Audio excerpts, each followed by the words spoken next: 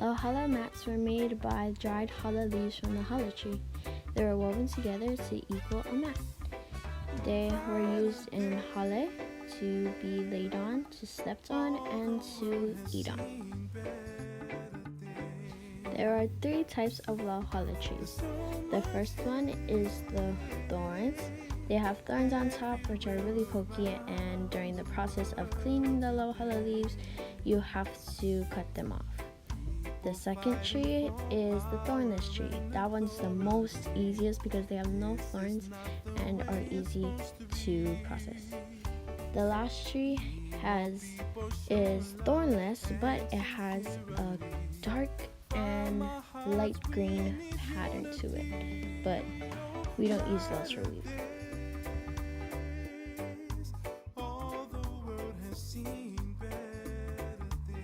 The materials you will need is scissors, cardboard, a clipboard, tape or blue tape, a spray bottle, clothespins, a tie or raffia, and lots of lauhala leaves.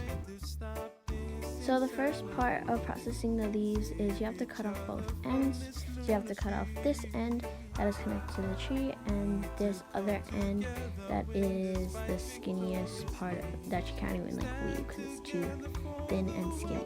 So you should have to cut those all off, and then we can move on to the next process. The next step is to either dunk the lauhala leaf or spray it and uncurl it so that you can wipe it down with a rag, as I'm doing so, and just wipe off all the dirt and all the bugs on top so that it is nice and clean.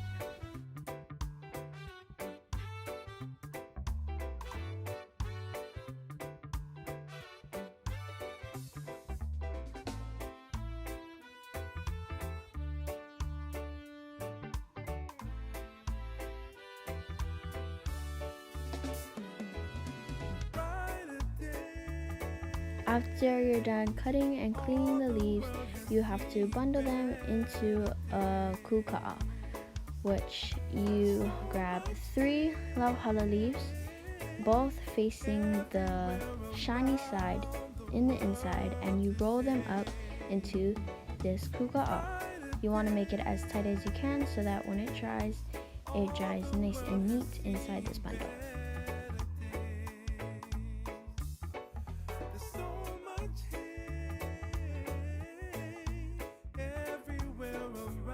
So here are some finished kūpunas. You tie it with raffia or elastic and put a piece of tape on top. And on the piece of tape you can write 30 or 25. It depends on how much you put inside the kūpuna, and I'm showing you how tight it is. So you want it really tight, and when you take it out, your lauhala leaves will look like this, all wrapped up and curled.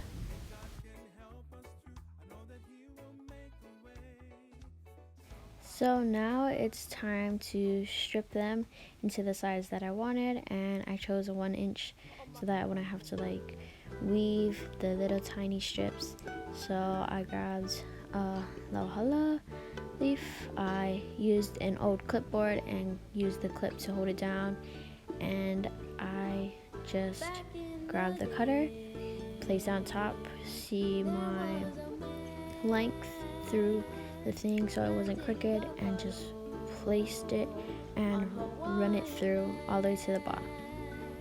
I did this for all of them and for every single lauhala leaf so that it was nice and straight.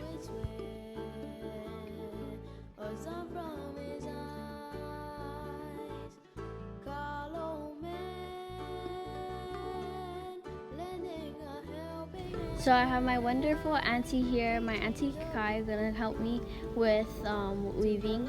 So she told me to first look at the leaves to decide which the shiny side, and it has to be up so that one side of the mat would be all shiny and nice, and then the bottom side, that would be the rough. So I did that, and I lined it up so that 6 would be facing horizontal, and then another set of 6 leaves would be vertical, and those will be the ones that are going to be weaved into each other.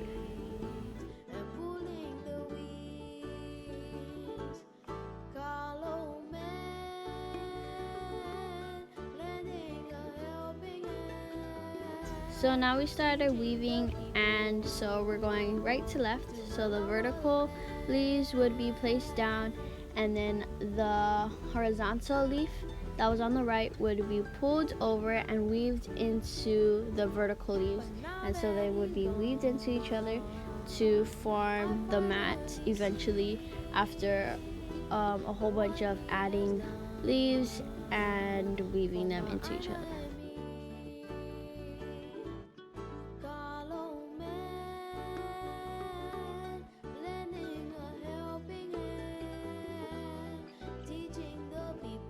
So this process continued with more kūpūnas, with more leaves, and a whole ton of weaving.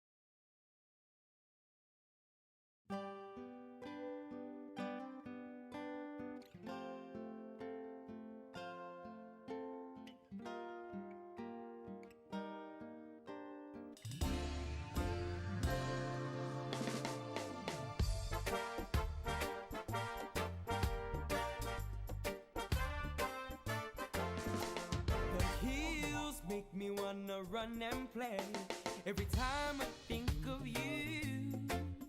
And I wanna go up and sit right down and look at. Since I am all finished with the mat, I am pushing all of it up so that it is tightened and cutting off any excess leaves and little strips.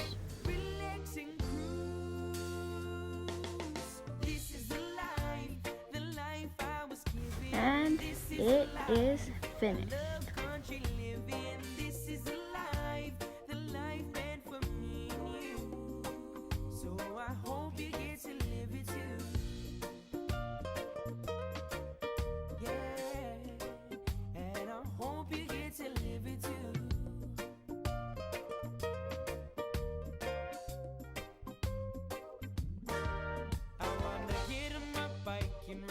Red dirt road from the cane fields to the shore. I wanna skip stones with my cousins as the ahi skim the ocean floor. And as the sun goes down and the moon goes up, I can see the stars as we sit by that fire beneath our shack and jam our guitars. This is the life I was given. This is a life I love, country living. This is a life meant for me and you. Thank you for watching and listening to me making my Aulani project, the lauhala mat.